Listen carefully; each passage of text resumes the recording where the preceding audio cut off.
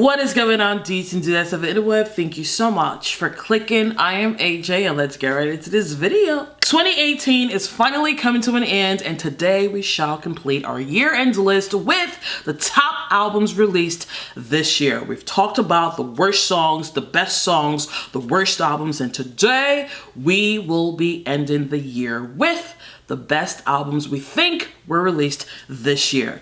Y'all already know these are just my opinions. If you have a list of your own, please do not forget to share it in the comment section below. Y'all already know what we're about to do, so without further ado, let's get it poppin'. Honorable mention, Queen by Nicki Minaj. Antics aside, this was actually a really good and fun album to listen to. It's too bad the body of work was surrounded by unnecessary foolery and it had such a bizarre rollout. The only critique I have about this album is the length. In my opinion, it had a couple of songs that were fillers and they should have been buried in the deep sea. But besides that, I did enjoy majority of the songs. Number 10, LM5 by Little Mix. I loved all the themes embodied in this album. They sang about self-love, body positivity, women empowerment, relationships, conformity. They even challenged societal gender roles. Another beauty about this album is the fact that each song on this album could be released as a single. That's rare. They had some beautiful harmonies and vocals on some of the tracks, but what else is new? In my opinion, this album depicted growth in their artistry and maturity in their content.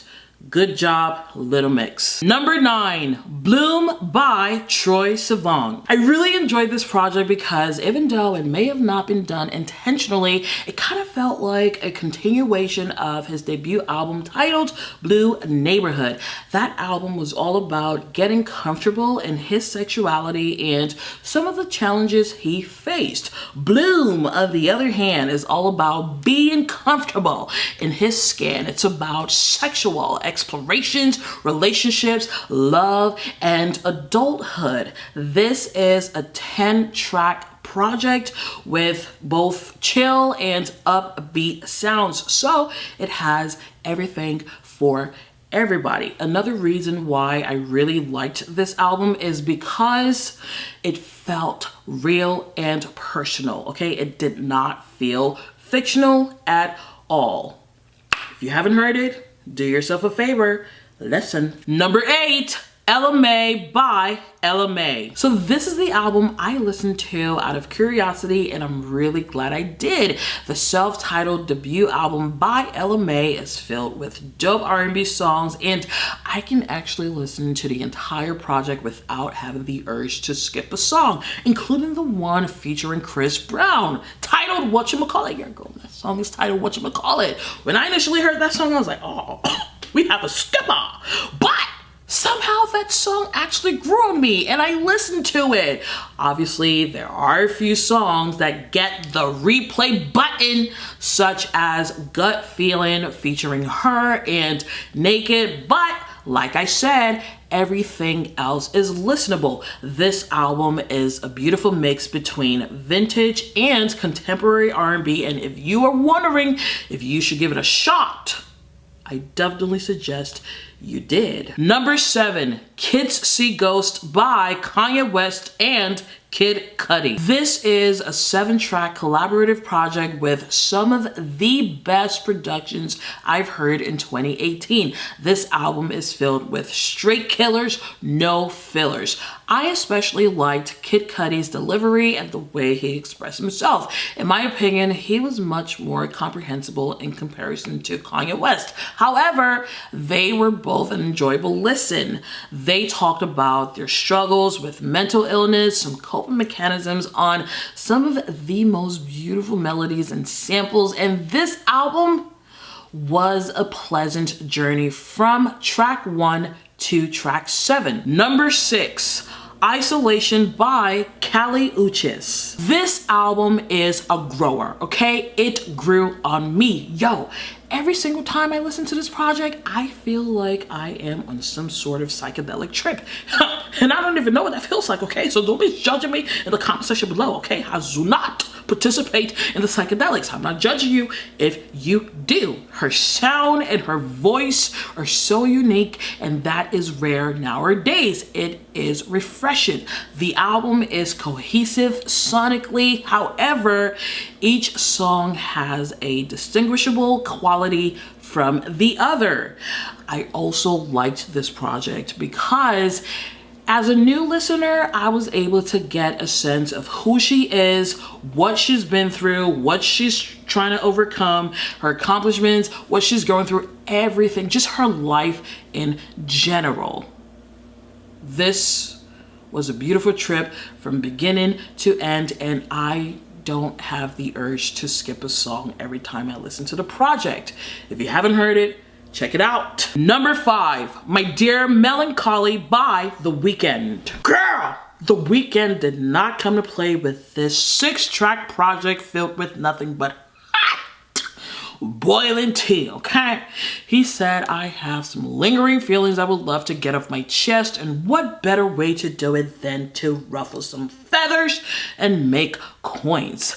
This man started out the project with Call Out My Name, and he did not even try to be subtle with whoever he was singing about. It was like, bitch, you think you can come into my life, use me as a pit stop to figure out your shit, break up with me, and go back to the same person who left you broken?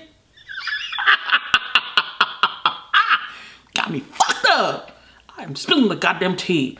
And to think that I was gonna go under the knife to cut a piece of myself for you. Not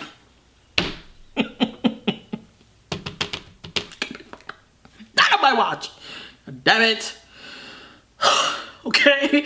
The man wore his heart on his sleeves, and he kept it all the way real. And if you haven't heard the project, do yourself a favor.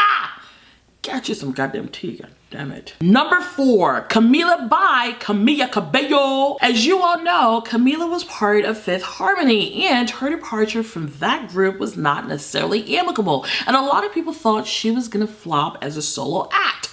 Well. Homegirl proved a lot of people wrong with the release of her self-titled debut album, which was actually dropped in the first quarter of 2018, January to be more specific. And after all this time, this album, in my opinion, has aged like wine.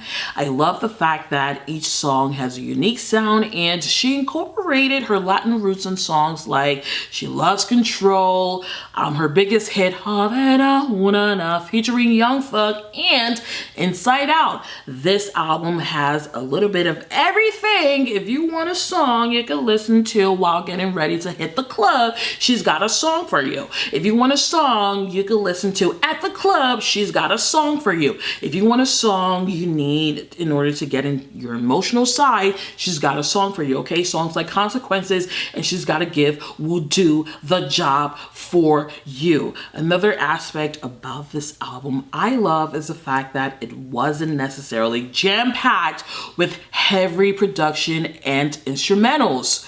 Her voice was well utilized. You could hear her sing, okay? What did Kamila do? She did that. That's what she did. Number 3, Everything Is Love by The Carters. So after dropping their latest individual projects where they addressed their marital turmoil, Beyonce and Jay-Z finally worked on their first collaborative project where they assured us that they are actively working through their problems, and everything is love and Gucci for now.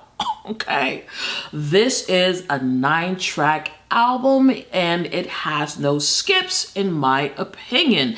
They addressed a bunch of topics on this album, such as them being in love. They give us a little insight of how they met. They talked about their appreciation for their friends.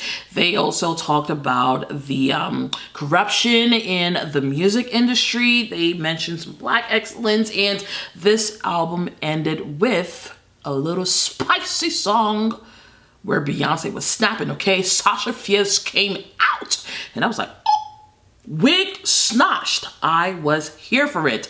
The album definitely contains sounds that we are not necessarily accustomed to from both parties. I do like the fact that Beyonce stepped out of her pop slash R&B bubble and she ventured into the trap slash hip hop world. And she did it well, in my opinion. Okay? If you haven't listened to this project, do yourself a favor and listen to it. Beyonce, we are ready for a solo act. Thank you very much. Tour and album from now on, okay? We've had 2 on the run tours and we are satisfied and we don't want any more. Thank you very much.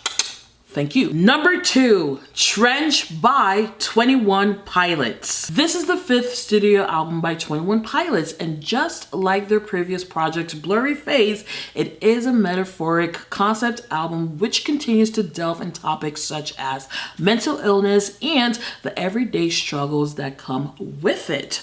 This album is sonically diverse and cohesive at the same time. They have a little bit of everything in this album, from rock to a reggae undertone to pop to alternative, you name it, they have it. I absolutely love this album because it has a purpose. It is an album of substance, and there wasn't a time when I think they deviated from the topic at hand. They had a goal and they accomplished that goal. If you haven't heard this album, do yourself a favor and listen to it. Number 1, Golden Hour by Kacey Musgraves. So prior to this year, I had no idea who Kacey Musgraves was. She actually made an appearance on my radar when I read the Grammy nominations, and I realized she was nominated in the big categories. So I decided to give her a shot, and girl,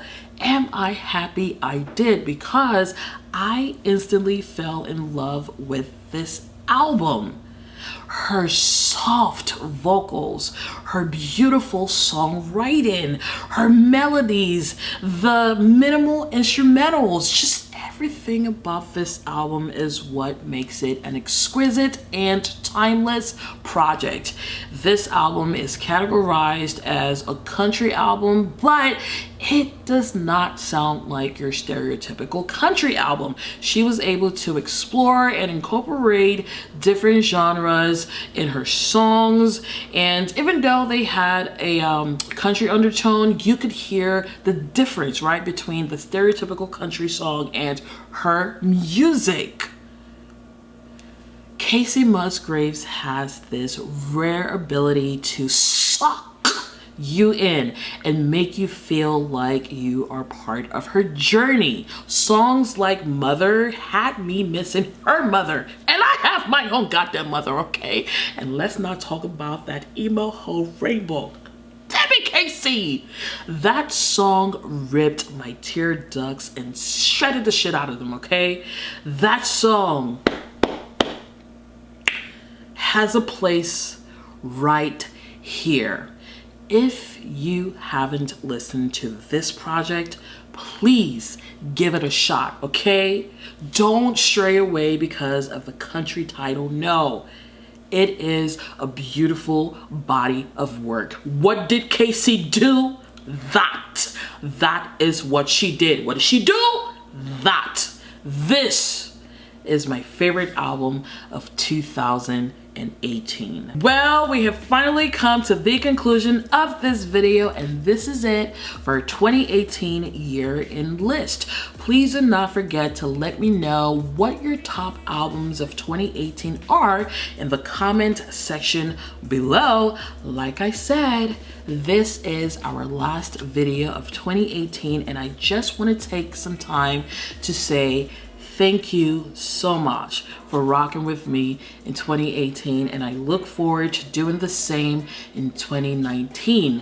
I hope you have a safe and happy new year, and I will see you when I see you. Thank you so much for watching this video. If you liked it, please give it a thumbs up, subscribe, and share. If you have any other recommendations, please leave them in the comment section below, and I'll be more than happy to watch or listen and react. In the meantime, I will talk to you later. Bye!